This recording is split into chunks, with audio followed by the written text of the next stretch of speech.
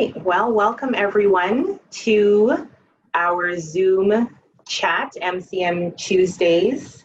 So thank you for joining. And this is the fourth edition of our series on inclusion, diversity, and institutional racism. So welcome to this special edition. I am not Terry Flynn, but he sends his regrets that he's not able to make it today. But of course, we have Sara Goldvine from BC Housing, who will speak to us about her wealth of experience in PR and media, coming from such institutions as currently VP at BC Housing, formerly with CAMH, TVO, Toronto Community Housing, and Coast Capital Savings, to name a few. Sara comes to us having a lot of wealth and dialogue, working in diverse environments and working with racialized communities who are facing some challenges. So we appreciate her coming to us today to talk about her journey in allyship, and we look forward to it. So big cheers and welcome, Sara. Also a former colleague in the MCM program. Mm-hmm. Thank you so much, Gail, and good morning BC time to those of you who are on the line. I'm joining you from Vancouver. I live and work on the traditional lands of the Musqueam, Squamish, and Tsleil-Waututh Nation, so that's where I'm joining you from today. Before we get going, I just wanted to acknowledge the lands on which I live and work and thank the nations whose territories I live on. And I also think it's really important that we just take a moment as well to acknowledge the lives that have been lost, particularly in the last few months, to police violence.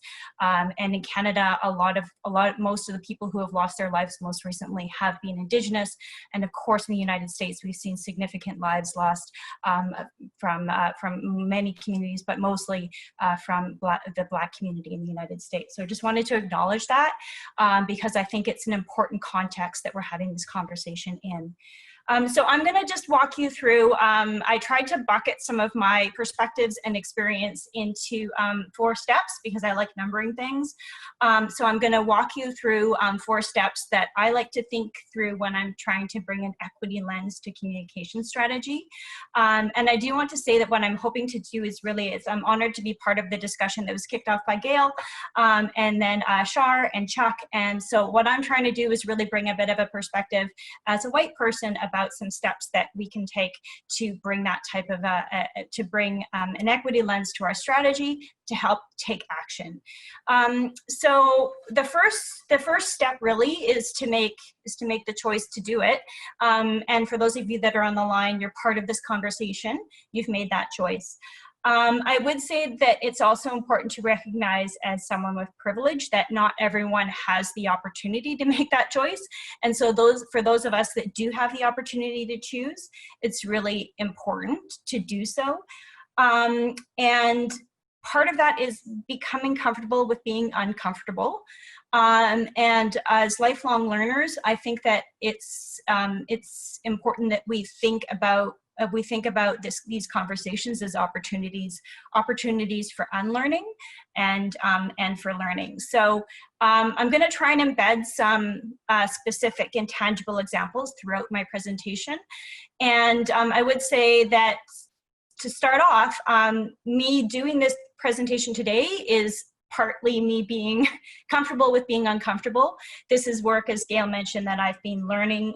I've been learning from colleagues and learning from the communities that I serve for quite some time, but it's not a conversation that I'm used to having externally outside of the workplace. And so this is me being comfortable with being uncomfortable. So first of all, just a little bit of language, and Gail and Shar and Chuck touched on a lot of this, but it's important that we understand what is meant by privilege. And privilege, I like the definition from Ritu Basin, who's from Toronto, and she defines privilege as the advantages we garner because of our membership in groups that have supremacy. So supremacy is the belief that one group is better than another. In our society, there's been a lot of conversation recently about white supremacy. That does not mean necessarily only the KKK or cartoonish ideas about what white supremacy is. White supremacy is embedded in the systems that we work in. It's embedded in education. It's certainly embedded in housing and healthcare. And what it means, though, is that certain groups in those systems have privilege, which gives them more power. So I, as a white, cisgendered, able-bodied person, have access to more privilege than some of the people that I work with. So one concept that I really like is this idea of putting on equity goggles. We've heard a lot recently about the term allyship. So here's a definition again from Ritu, where she defines allyship as the act of using your voice and your actions to identify and address the oppression, biases, and barriers that people from cultural communities face. And really, she also defines it as putting on your equity goggles. So taking a look at the systems around us, at the experiences that we face, in order to really see things more clearly, particularly from the perspective of systemic discrimination and barriers.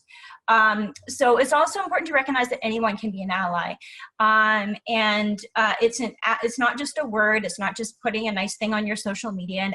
Being an ally is an actual role with responsibilities. It can be visible, it can be invisible, but it's in particular, I would say, a really crucial role for communications professionals to step into, as often the conscience of our organizations. We have, I would say, a particularly important role in helping our organizations bring an equity perspective to the work that they do. So I wanted to walk you through one particular example of how you can put on your equity goggles, because this is something actually that I just read about about a week ago. So most of you have probably seen this cartoon. It was done by Angus McGuire for the Interaction Institute for Social Change in the United States. And it's gone through various iterations. And this is a really interesting one for me because it talks about the difference between equality and equity. When my kids saw this cartoon when I was prepping for this presentation, they said, "Hey, that one's not fair," when they pointed to giving everybody one box. I think, though, part of putting on our equity goggles in 2020 is realizing that what's missing here is the next part of this cartoon. So what this cartoon does not recognize is that in reality, the ground is actually sloped. It's not that the one person who's on the right-hand side whose smallest needs are help and has something wrong with their body.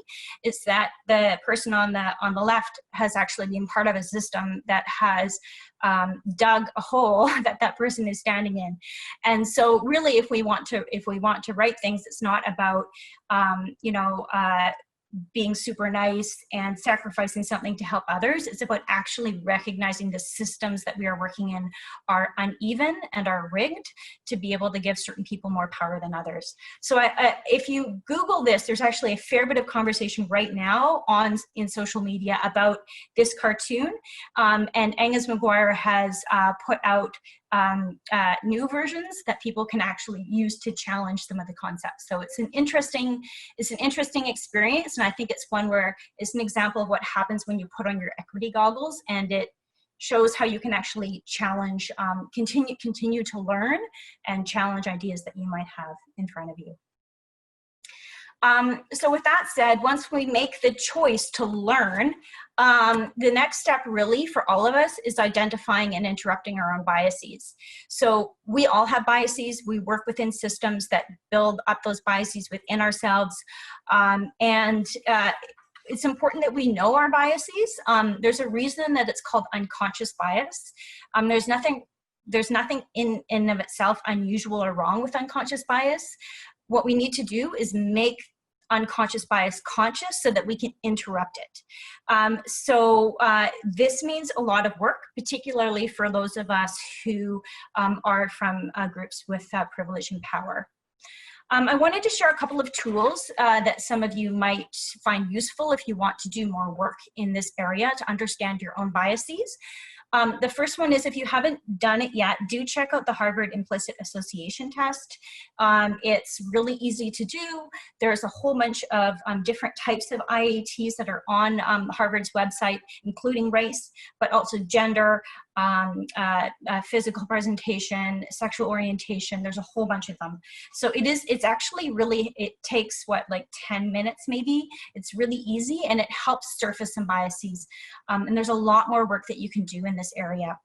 I think that also one tool that I've found is really useful in my work personally is this racism scale. So this can be really useful, and this scale uses uses white and black, but you can also apply it with other communities that you work with. So, for example, white and Indigenous, you know, a straight and queer, right? Depending on the communities that you're working with. And it really helps you think through where you might be on the scale. And so I would say, for example, there's been a fair bit of discussion on social media lately about performative allyship, which you can see here on the right-hand side of the scale, which is when people are engaging on social media, for example, and but doing so in a way where they're trying to help their own reputation. It's not necessarily a problem if it's a step on an evolution, right? So I think that it can, but it's important to recognize that performative allyship is certainly not something that should be the end goal of any organization. So I'm going to come back to this tool and talk a little bit more later about how we used it at BC Housing. But first, I would say that also part of understanding systemic biases is understanding not only your own personal biases, but the biases of the systems that you work within. I could walk you through for like hours and hours, the systemic racism in housing and land use. It's not my area of expertise, and it's also not the focus of today. I did want to touch on it briefly though. So I think that it's really important for me as someone who's working in the housing system to recognize that housing and land use is founded within a colonial and racist system. So most of our land, particularly in British Columbia, is stolen from Indigenous peoples. So for example, I mentioned I'm working on the lands of the Musqueam, Squamish, and Tsleil-Waututh nations. That land was never ceded under a treaty. We also need to understand that since that time, housing and land use has been used to oppress certain communities, and in particular, Indigenous and Black communities in Canada. So this photo is a photo of Hogan's Alley in Vancouver. Hogan's Alley was the nucleus of Vancouver's Black community. It was built on land that was stolen from First Nations. It was not stolen by the Black community, it was stolen by the white community. And the Black community thrived there, even though the city made repeated attempts to oppress them. So for example, trying to rezone the land to make it difficult for people to access mortgages and things like that, cutting off services, cutting off programs. Eventually in 1967, the city used a well-known tool, revitalization or slum clearance, to bulldoze the community and put in a viaduct. It was originally going to be part of a freeway. The freeway wasn't built, but the viaduct was. The Black community was scattered, and there has not been a one central place where that community can come together ever since. So this is the example when we're talking about what, for me as someone who's working in housing, it's really important to recognize that this is the system that I'm working within. And the same thing can happen, for example, in any system that you're working in. I would say it's really important to do this understanding. And so what does it mean when you recognize that? This is Nora Hendricks Place, which is a housing, temporary modular housing.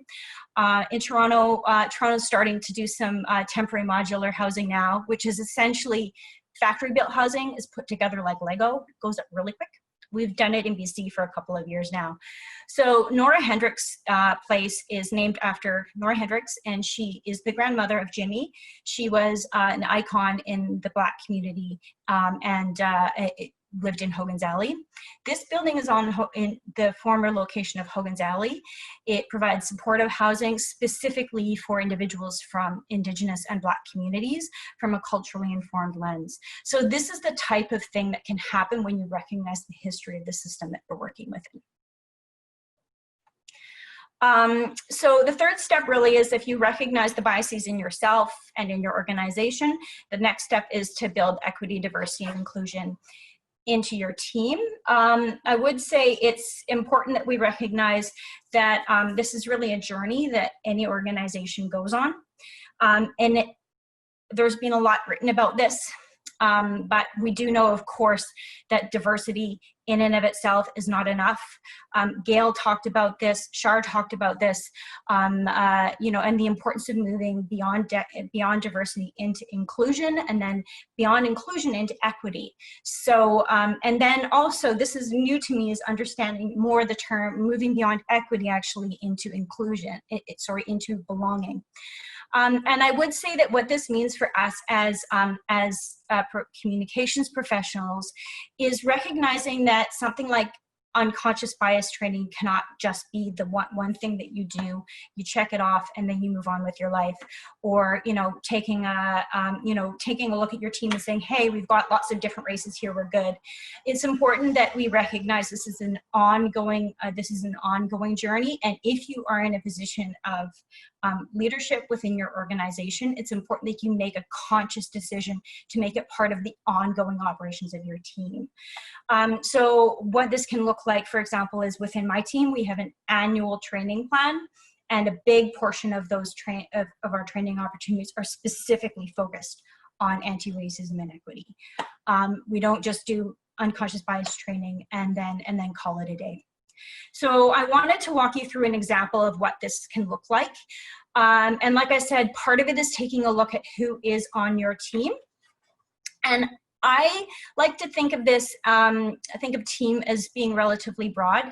It's not simply who is in your organization. If you look around your organization and everybody looks like you and thinks like you, then, and you have a couple of choices. You can try and change what's in your organization, but you can also reach out beyond your organization to seek out voices and perspectives from other people. So this is my executive team. I'm there in the middle. One of the things that drew me to BC Housing was the opportunity to work for a CEO who was making a deliberate and explicit choice to recruit a team of people with very diverse international experience and perspectives. And our executive team looks different than most executive teams. That was a deliberate choice, and I also was very drawn to the opportunity to work for an organization that was making that deliberate choice. It's really fantastic to be able to draw on those perspectives around me. So here's an example of what that can look like within an organization. So within our executive team, we had been talking about anti-Black racism and colonialism and reconciliation for some time. When conversations really started to happen more in the public following the murder of George Floyd at the hands of police, we had a more specific conversation at the executive team.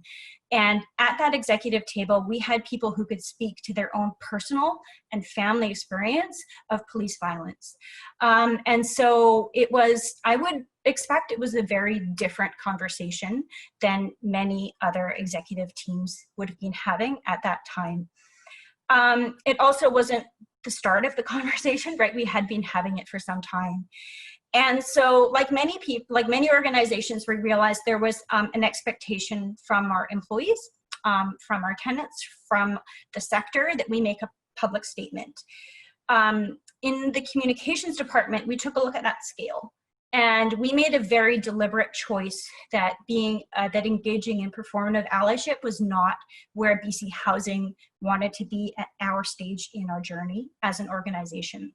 So we did not post a black square. We didn't silence our social media channels. We did seek to elevate the voices of communities and providers from marginalized communities that were representing and serving people in marginalized communities. And we also had a public-facing response that was led by our CEO. So our CEO here, Shane, this is the beginning of his tweet thread, and Shane and I had a conversation. We also recognized that as white members of the executive team, we had to do the emotional labor here. We recognized that a lot of people were going through being very emotionally drained and reliving trauma and other experiences during all of this. And so we drew on the advice and insight of others within the organization, but we didn't like turn to our executive members who are Black and say, hey, you write this statement. We made that wouldn't have made sense for where we needed to be. So Shane took the lead pen on this. You can see the beginnings of it. For those of you that are in the public sector, you'll probably recognize that this type of thing is not usually what public sector leaders say. They tend to be very, very risk adverse. It does go on to specifically outline some of the steps that BC Housing has been taking. I would also say that we've shared it with our employees first and in a two-way conversation format. We also provided additional details for our employees, recognizing the trauma that some of them were experiencing and the specific steps that we're taking, including an equity audit, which had been planned earlier this year, was always going to happen this year. And we've also launched the Office of Equity, Diversity, Inclusion, and Belonging. So part of this really, I would say, in terms of takeaways, is as communications leaders, sometimes what we need to do is take on some of the heavier lifting. This statement created heat, created some concerns from some elected officials, and I took that heat. Shane took that heat. And we did so deliberately, recognizing that it was the right thing to do. Sometimes as communications leaders, that's, for those of us with privilege, it means putting our reputation on the line. It can mean sometimes putting our bodies physically into spaces so that we can create the spaces for others to do the work that they need to do. So fourth step is tapping into your power. I would say that all of us have power. Some of us have more power than others because of the systems that we're working within, but communications professionals and PR professionals have significant power. We choose often whose voices are heard, whose voices are amplified. We choose the stories that are told, the words that are used to tell those stories. And so it's important that we think about how we leverage and access that power. I wanted to walk you through what that looked like a little bit for BC Housing specifically during COVID-19. So Oppenheimer Park is on the downtown east side. It's about 200 meters from the former site of Hogan's Alley. So this is all happening in the same neighborhood. As most of you probably know, the downtown east side in Vancouver is Canada's poorest neighborhood. Significant numbers of people with really serious mental health challenges, trauma, brain injury. We've seen thousands of people die in that neighborhood over the last few years because of the poison drug supply. Oppenheimer Park is one of the only green spaces in the downtown east side. There had been a camp set up there by people who did not have housing, and there's been a camp there on and off for years. It grew during COVID, partly because a lot of people were being forced out of places where they were couch surfing. The provincial government put down a public safety order and required everybody to leave the camp. So at that point in time, BC Housing, we were designated as the lead agency, and we had to make a decision about how we would do what's called decampment, which is the word for moving people out of a camp. Traditionally, this is not something it's very one way. People are essentially forced out of a camp. But we made a decision as an organization to really take a more culturally informed and trauma-informed approach to the decampment of Oppenheimer Park. for communications, this looked like a few things. First of all, I was the person who was often leading the briefings with our minister and our minister's staff.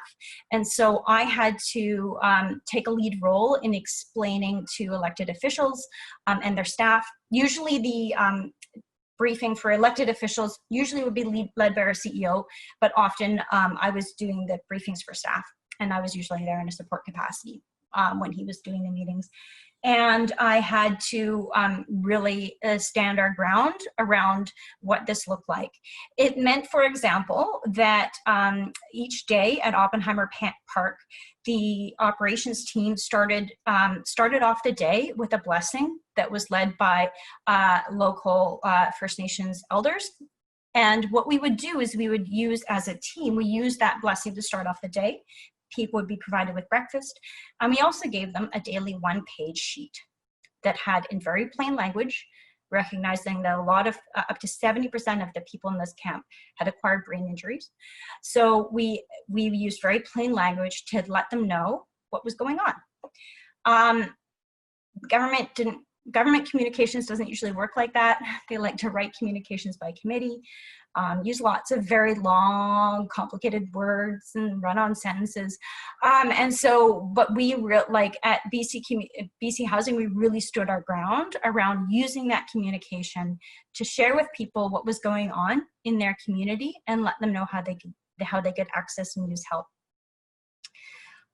So without going into too much detail on what it all looked like, I would say what's important is to recognize that over 2 weeks, we housed 260 people from the camp in neighboring hotels. There were 0 arrests. And this is really significant because usually that's not the case in these types of situations. We did the same thing in another city in Victoria at the same time, where we actually housed 340 people. That took us more like 3.5 weeks. And there were 3 arrests in Victoria. So once again, not very many. That's really important. And part of the reason was that the open communication with people so that they understood what was going on and they knew who they could reach out to. This is a photo of the ceremony that we had on the last day before the city crews came in to start cleaning up the camp. This is showing some of the people who were leading the operations of the decampment, including 2 BC Housing staff there, several people from the camp itself, and a couple of outreach workers from a local nonprofit. This also happened at the same time we had, over the course of the pandemic, we activated 3,000 temporary spaces in civic centers and hotels and motels across the province. So the 260 units for this decampment were part of that process. BC Housing has bought 6 hotels over the past few weeks, and you can expect more. And it's partly so that we can move these people into the spaces. So with that said, just wanted to touch briefly on some context. We moved people out of, the vast majority of people moved out of Oppenheimer into hotels. About 2 or 3 people made a decision that they did not want to move into a hotel, and led by an advocate, they went down and set up another camp on federal lands down by the port at Crab Park. And they were soon joined by other people who were experiencing homelessness, who had not been in Oppenheimer Park, who were sleeping on the streets. And they set up another camp. This happened within days. This camp I'm showing here is Crab Park. You can see that the experience there was much different. This was on federal lands, port lands.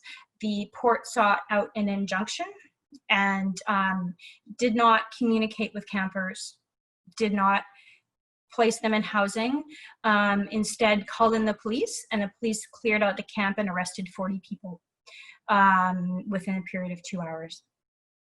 It's also important to recognize that approximately 50% of the people at Oppenheimer, 50% of the people at Crab Park were Indigenous, and this is their traditional lands.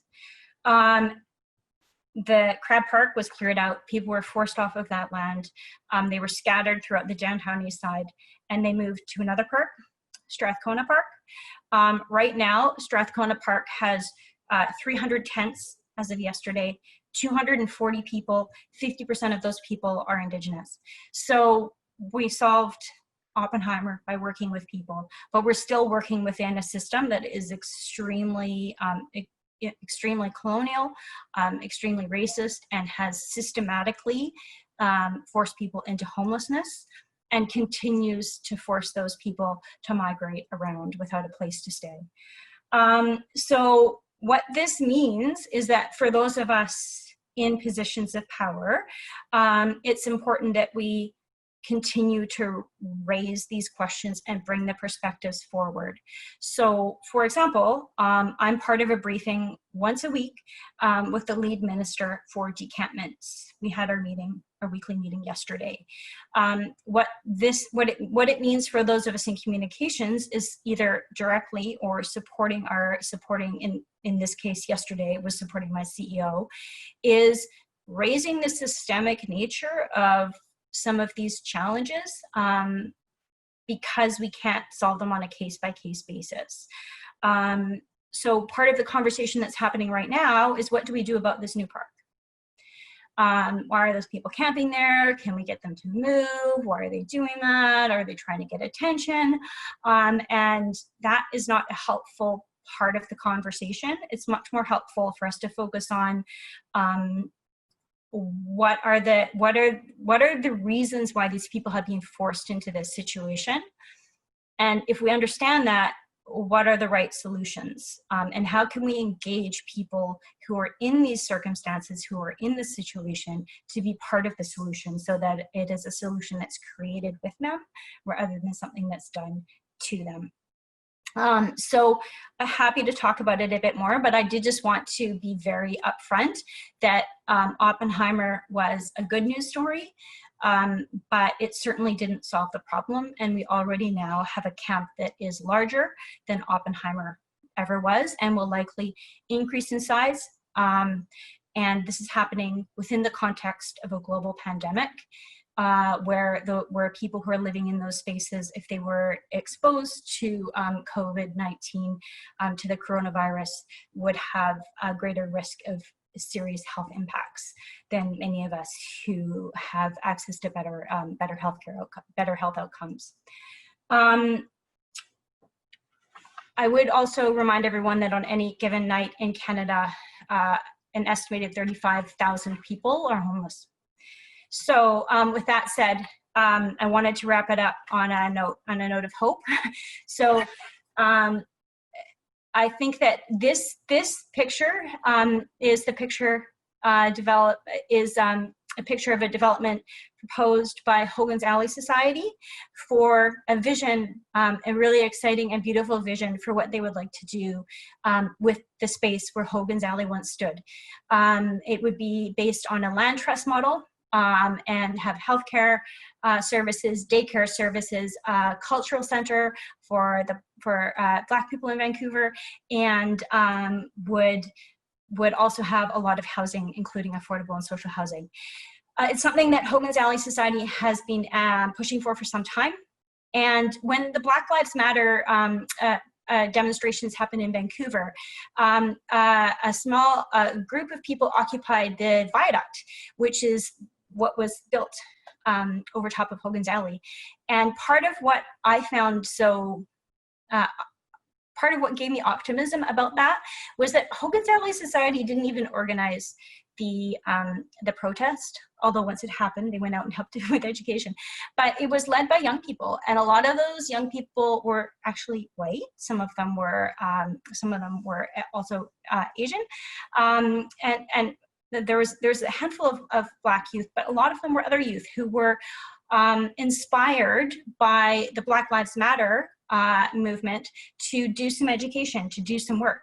And they looked for an opportunity to advocate. They raised public attention on the history of Hogan's Alley and created the space then for Hogan's Alley Society to step in and do some media and put pressure on the city to actually move forward on this vision. So they created the space, and then Hogan's Alley spokespeople were able to step in and actually put increased pressure on the city, which means that this vision might move forward, which is really exciting. Another example out of Vancouver, this is Snakwa. This is near the Broad Street Bridge. It's the traditional territory of the Squamish Nation. They were forced out of that territory, and there was a reserve that was created there until the city of Vancouver decided it needed the land and forced people out of the reserve. The Squamish launched their court case in the 1970s to get access back to this land. They got given by the courts a small parcel, 10 acres, in 2001. And just a few months ago, they released the vision for the land, which will be providing a huge amount of rental and affordable housing, lots of green space. It's really exciting. And part of the reason why I find this type of thing so exciting is because it recognizes that some of these systemic changes take a lot of time, and it's certainly, when we're talking about housing and housing solutions, it's not just up to BC Housing and just up to people like me. We really need to be looking to foster solutions coming from the community as well. So on that note, I just wanted to touch on bonus step, and then I'll take some questions if there's any. I would think that I think that it's really important to always be looking for opportunities to unlearn what we think we know, and then use that knowledge to rebuild the systems that we're working within, whether that is physically rebuilding housing that serves the needs of the people whose lands we're living on, or rebuilding the narratives that we're telling, and rebuilding the organizations that we live within. So maybe there, Gail, I'll pause and I'll hand it back to you. Well done. Thank you so much, Sara, for this historical, contextual, as well as great learning opportunity for everyone here.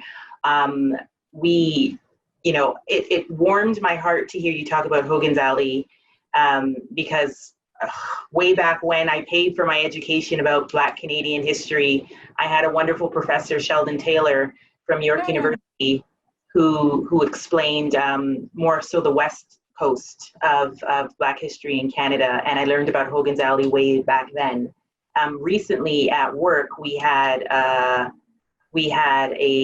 one of the researchers from Simon Fraser University speak to our group at Accenture about Hogan's Alley. So This is beautiful. So you actually rounded out the dialogue to say, here's the vision that's coming up. So thank you for that. I'll bring that back to the team, actually. 5 great steps. I have some questions, but I wanted to see if anyone else wanted to jump on camera first to ask Sara any follow-up questions. I'm curious to know a few things myself. But these are 5 great steps that I think everyone can take away and actually leverage in their organizations. Does anyone have any questions? I saw some activity on our chat. I know I don't want to call anyone out, but we have some of our MCM parties on. Does anyone have any questions?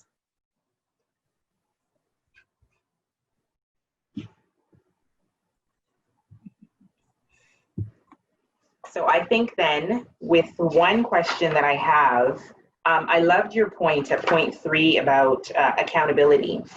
I'm just curious to see, when you talk about an equity audit, is that something that BC Housing is specifically going to do, where they have sort of a measurement about, as you say, not just diversity, but belonging? So are there steps that BC Housing is specifically going to take on your teams? Yes, great question. So first of all, just briefly on Hogan's Alley, I have wonderful honor of working with someone, Stephanie Allen, who is one of the experts on Hogan's Alley. So if anyone has questions about it, let me know, and I can tap into that. She's on the board of directors of the Hogan's Alley Society, so it's I lean on her a lot for this knowledge. And I did my education in my elementary, high school, and bachelor's degree in British Columbia, and I never heard about Hogan's Alley until literally like a year and a half ago. So, which says a lot, right, about the systems that I received my education in. So yes, in terms of the equity audit, so this is something that we had planned as part of our equity strategy at BC Housing. We recognize that, right from our CEO, we recognize that there have been some steps taken, but we have a long way to go. We don't have any data at BC Housing about the experiences of our employees based on race, based on sexual orientation, based on gender identity. We do not measure that, to be totally transparent.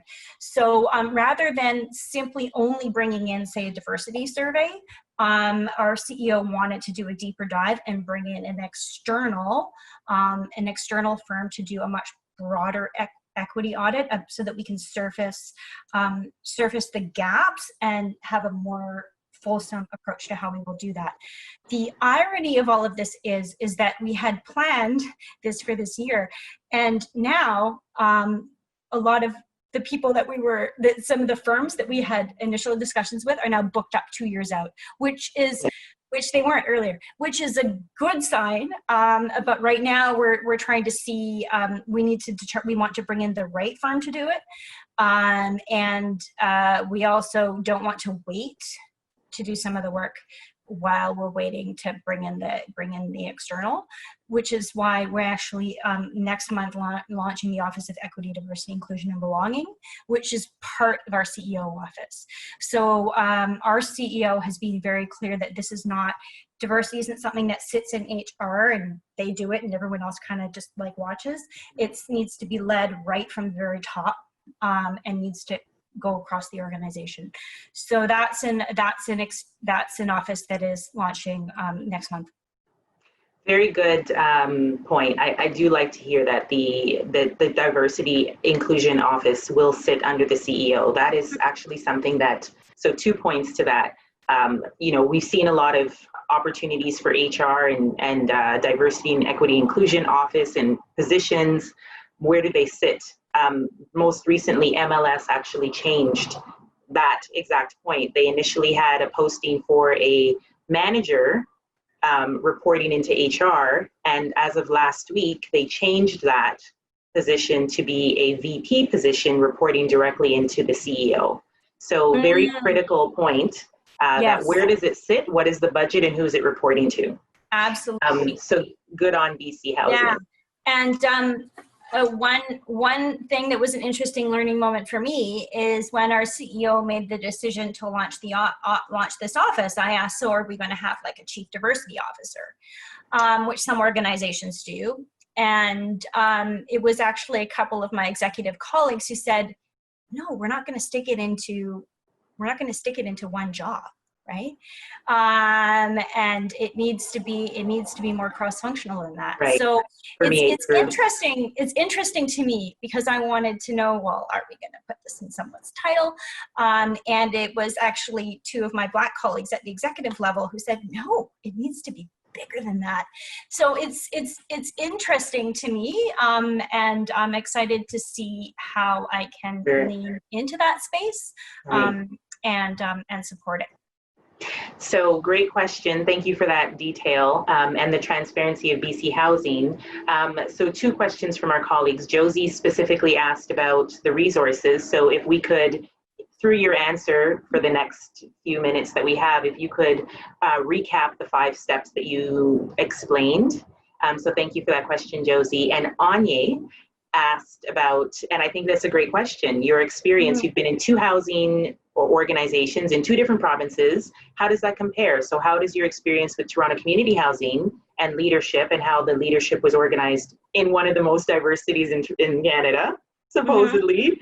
How did that compare to your leadership team at BC Housing?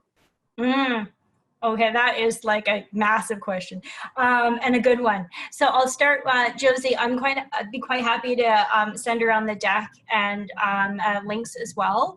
I would say that, like, so the 5 steps. Let's see if I can remember them. This is the test, and they're not necessarily in order. They're not necessarily linear, but it's make the choice to do the work, right? Then and become comfortable with becoming uncomfortable. Recognize bias so that you can interrupt it. Build equity, diversity, inclusion into your team, and then tap into your power, which all of us have. Some have more than other, but we all have some type of power. And then unlearn and rebuild, right? So it's not a linear process, and it's not something that can be finished in one go.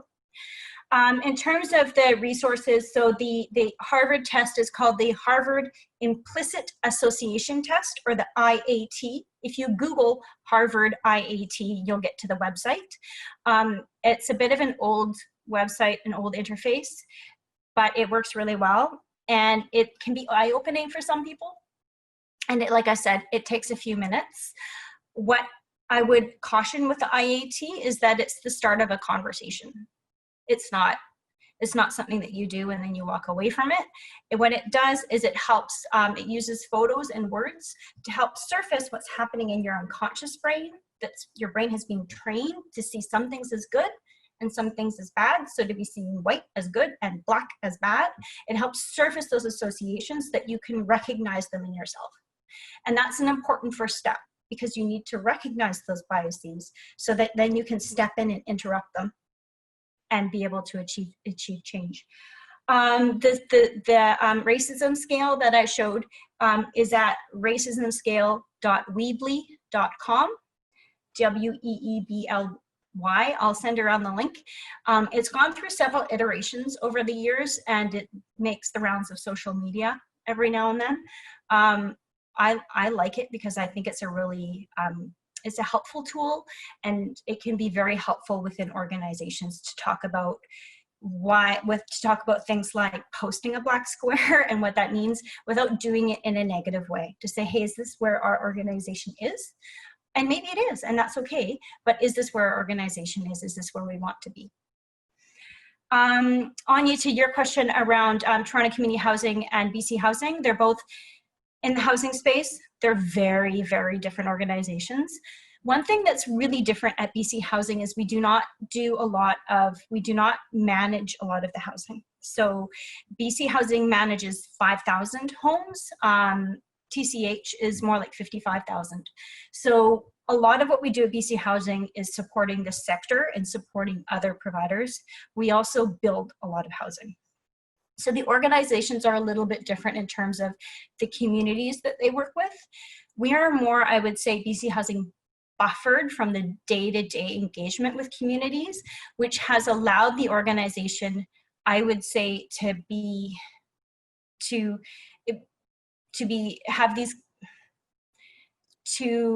more buffered from having the difficult conversations that it needs to. So I think that that's one difference. The other difference is I can't speak to the current executive team at Toronto Community Housing, but what I can say is that at BC Housing, our executive team, our CEO, our entire board, and our board chair are very, very committed to reversing that. And have made it very, very explicit that equity is if not the number one priority,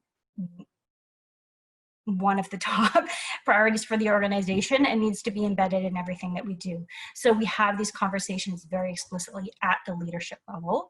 And I haven't experienced it in that way in any other organization.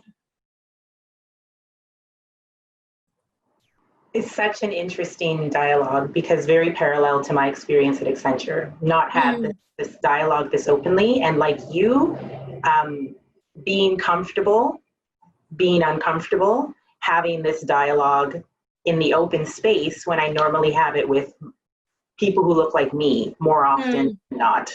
Not to say that I haven't had allies But I think to your point in the chart, allyship taken to a different level that no one has had on both sides. So, new era, I'm overjoyed to hear what you have had to say.